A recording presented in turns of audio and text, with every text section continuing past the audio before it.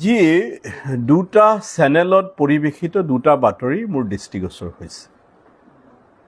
বাতৰি দুটা সম্পৰ্কত মোৰ ক'বলৈ একো নাই, কাৰণ দুটা অভিযোগ পত্ৰৰ ওপৰত বাতৰি দুটা পৰিৱেশিত হৈছে।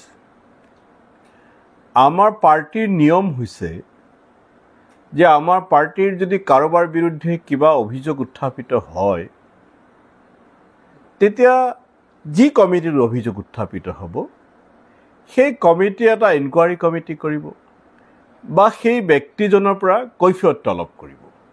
সেই ব্যক্তিজনৰ সেই সম্পৰ্কত কি ক'ব লগা আছে, আৰু যদি সেই কমিটি যাৰ ওচৰত অভিযোগ পত্ৰ দাখিল হৈছে তেওঁলোকে যদি সেই কাম কৰিব নোৱাৰে, তেন্তে ঊৰ্ধ্বতম কৰ্তৃপক্ষলৈ।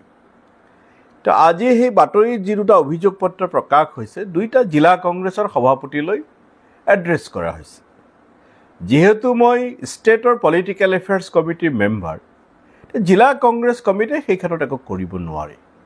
নিয়ম হৈছে যে সেইটো যিহেতু মোৰ বিৰুদ্ধে অভিযোগ, নিয়ম হৈছে এইটো ষ্টেট কমিটিলৈ আহিব। কিন্তু অদ্ভুত মই দেখিলোঁ যে ষ্টেট কমিটিলৈ আহিছে নে নাহিছে মই নাজানো, সেইটো সংবাদ মাধ্যমত অভিযোগ পত্ৰ ভাইৰেল হৈ গ'ল। অৰ্থাৎ যিসকলে অভিযোগ দিছে, হয় তেওঁলোকে এইখন ভাইৰেল কৰিব লাগিব, নহ'লে জিলা কংগ্ৰেছৰ সভাপতি এইটো ভাইৰেল কৰিব লাগিব। কোনে কৰিছে মই নাজানো, হয় অভিযোগকাৰী নহ'লে জিলা কংগ্ৰেছ কাৰ্যালয় বা জিলা কংগ্ৰেছৰ সভাপতিয়ে কৰিব লাগিব। যাৰ বিৰুদ্ধে অভিযোগ তেওঁক আত্মপক্ষ সমৰ্থনৰ সুযোগ নিদিয়াকৈ সংবাদ মাধ্যমত বাতৰি প্ৰকাশ হ'ল। দুজন জিলা পৰিষদৰ প্ৰাৰ্থীয়ে সেই অভিযোগ দিছে। তাৰে এজনৰ হৈ মই প্ৰায় 3খন নিৰ্বাচনী সভা কৰিছোঁ, তেওঁ জিকিছে। এজন জিলা পৰিষদ প্ৰাৰ্থী যিজনে মোৰ বিৰুদ্ধে অভিযোগ উত্থাপন কৰিছে, তেওঁৰ মুখ্য নিৰ্বাচনী কাৰ্যালয়ৰ দ্বাৰ মই উদ্ঘাটন কৰিছোঁ। এতিয়াও আপোনালোকে সামাজিক মাধ্যমত যদি ফটো খুচৰি ফুৰে চাব যে তাৰ ৰঙা ফিটাডাল মই কাটিছোঁ। তেওঁৰ কাৰণে মই সভা সমিতি কৰিছোঁ। তাৰপিছতো যদি বিৰোধিতা কৰিছোঁ, যিহেতু সংবাদ মাধ্যমত ভাইৰেল হ'ল, এতিয়া পাৰ্টিৰ ইণ্টাৰনেল মেটাৰ হৈ থকা নাই, গতিকে মই আহ্বান জনাইছোঁ প্ৰাৰ্থীগৰাকীক যে মইনো ক'ত কেনেকৈ বিৰোধিতা কৰিছিলোঁ সেই কথাটো প্ৰমাণ সহকাৰে দাখিল কৰিব লাগে। সেই কথাটো প্ৰমাণ সহকাৰে দাখিল কৰিব, দলৰ মজিয়াটো দাখিল কৰিব লাগিব। আৰু যিসকলে ভাইৰেল কৰিলে সেইসকলে সংবাদ মাধ্যমতো মই যি বিৰোধিতা কৰিছিলোঁ, যদি কৰিছিলোঁ তেওঁলোকৰ মতে, মোৰ মতেতো কৰা নাই, মোৰ মতে কৰা নাই। যদি মই কৰিছিলোঁ সেইটো তেওঁলোকে প্ৰমাণটো সংবাদ মাধ্যমত দাখিল কৰিব লাগে, যিহেতু তেওঁলোকে ভাইৰেল কৰিলে। আৰু এজন প্ৰাৰ্থী তেওঁ অভিযোগ কৰিছে যে মই বিৰোধিতা কৰিছোঁ।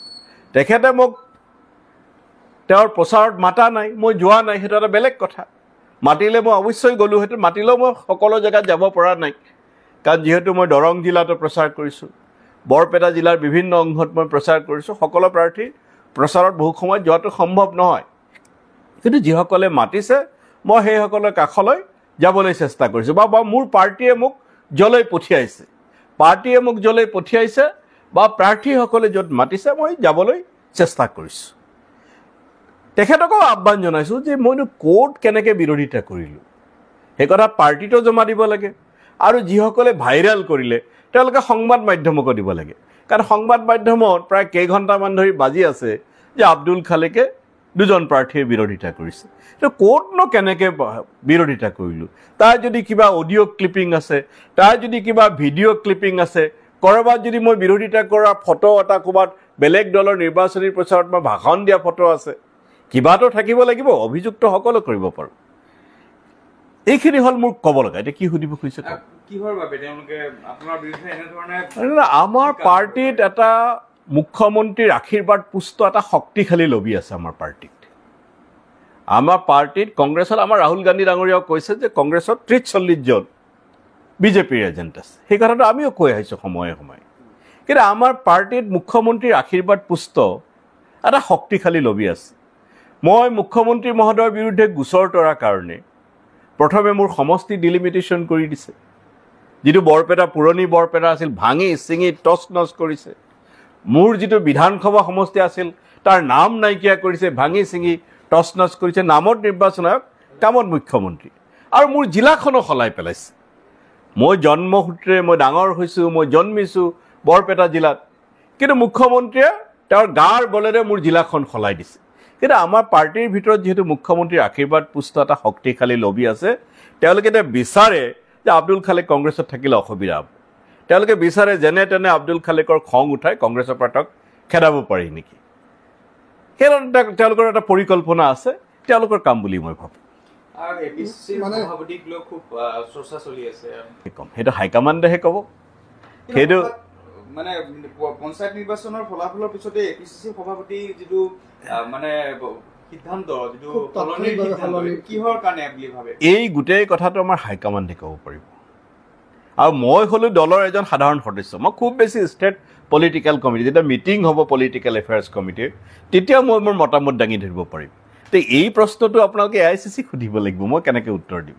দাদা আকৌ সুধিছোঁ এই গোটেই ঘটনাটোক লৈ আপোনাৰ ক'ৰবাত ৰাজনৈতিক কেৰিয়াৰটো দাগ লগাবলৈ এই ধৰণে নিৰ্বাচন যোৱাৰ পিছতে এই ধৰণৰ প্ৰচাৰ? নাই চাওক, এইটো হেনৰিক ইপচেনে এষাৰ কথা কৈছিলে দেই।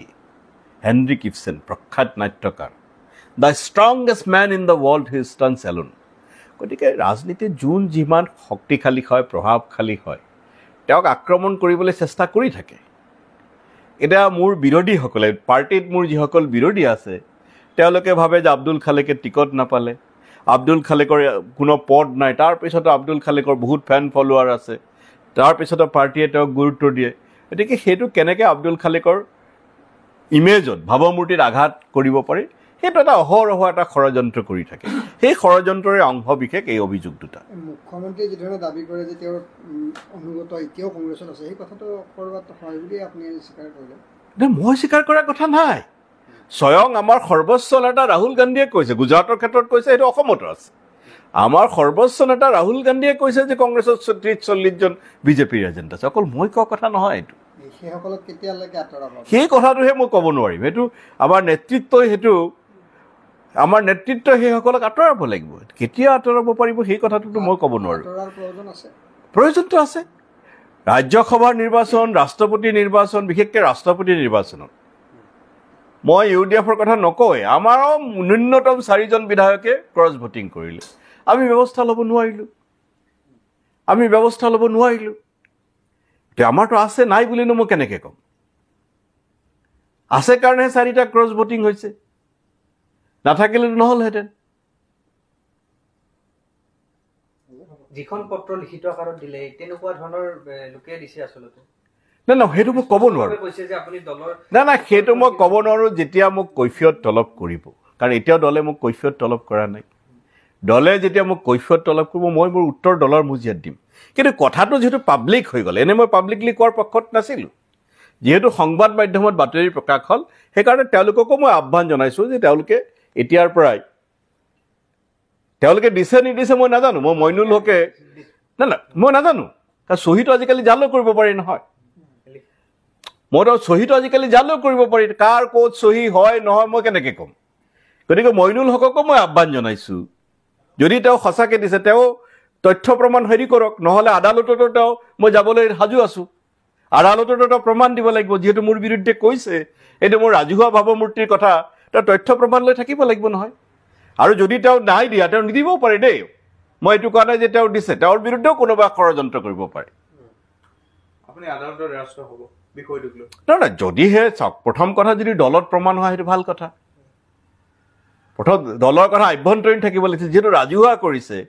ৰাজহুৱা কৰোঁতে মোৰ ভাৱমূৰ্তিত যেতিয়া আঘাত হ'ব, দৰকাৰ হ'লে যাব লাগিব। প্ৰথমটো দলে বিচাৰ কৰিব, কিন্তু বিষয়টো দলতো নাই, কাৰণ দলত দিছে নিয়মমতে 15, মই দেখিছোঁ 15 তাৰিখ। নাই 15 তাৰিখ অভিযোগটো দিছে, 15 তাৰিখ, আজি 17 তাৰিখ। প্ৰথমে মোৰ তাত কৈফিয়ত আহিব লাগিছিল যে আব্দুল খালেক কোৱা যে তোমাৰ এই ক্ষেত্ৰত বক্তব্য কি। সেইটো নাহি ডাইৰেক্ট মিডিয়াত নিউজ হৈছে। এইটো কি বুজায়? যিহেতু জিলা কংগ্ৰেছ সভাপতিক কাগজখন দিছে, মই আপোনালোকৰ পৰাই চাইছোঁ, নিয়মমতে প্ৰথমে মোক সুধিব লাগিছিলে পাৰ্টীয়ে। যোনটো কমিটিত দিছে সেই কমিটিয়ে মোক সুধিব লাগিছিল যে তোমাৰ বক্তব্য কি এই ক্ষেত্ৰত। তেওঁলোকেও কাগজখন পাইছে নাপাইছে মই নাজানো, আৰু মইনুল হকৰ দিছে নিদিছে মই নাজানো, আবুল কালাম আজাদৰ দিছে নিদিছে মই নাজানো। দিলেতো প্ৰমাণ দিব লাগিব না। গতিকে তেখেতসকলে প্ৰমাণ লৈ সাজু হৈ থাকক, আৰু যদি নাই দিয়া ভাল কথা। যদি দলে কৈফিয়ত নিবিচাৰে তেতিয়াহ'লে আপুনি ব্যক্তিগতভাৱে আদালতৰ দ্বাৰস্থ হ'ব। সেইটো পিছৰ কথা। মই কৈছোঁ মই ৰাজহুৱাকৈ যদি তেওঁলোকৰ হাতত প্ৰমাণ আছে, তেওঁলোকে যদি প্ৰমাণ দিব পাৰে, সংবাদ মাধ্যমতো যদি প্ৰমাণ দিব পাৰে, বিষয়টো ৰাজহুৱা হ'ল নহয়। যদি সংবাদ মাধ্যমতো এটা অডিঅ' ক্লিপ, আজিকালি এআই যুগ বাৰু কৰিব পাৰে, সেইটোকে প্ৰথমে দাখিল কৰকচোন, সেইটোকে কৰকচোন প্ৰথমে। মুঠ 15 জনৰ বিৰুদ্ধে অভিযোগটো আছে। বাকীবিলাকৰ মই মোৰ কথা কৈছোঁ দেই। এতিয়া মই এজন ব্যক্তি, মই না জিলা কংগ্ৰেছৰ সভাপতি, না মই ব্লক কংগ্ৰেছৰ সভাপতি, না মই মণ্ডল কংগ্ৰেছৰ সভাপতি। মই এজন ব্যক্তি, মই মোৰ কথা কৈছোঁ। গোটেইখিনি কথা মই কেনেকৈ ক'ম?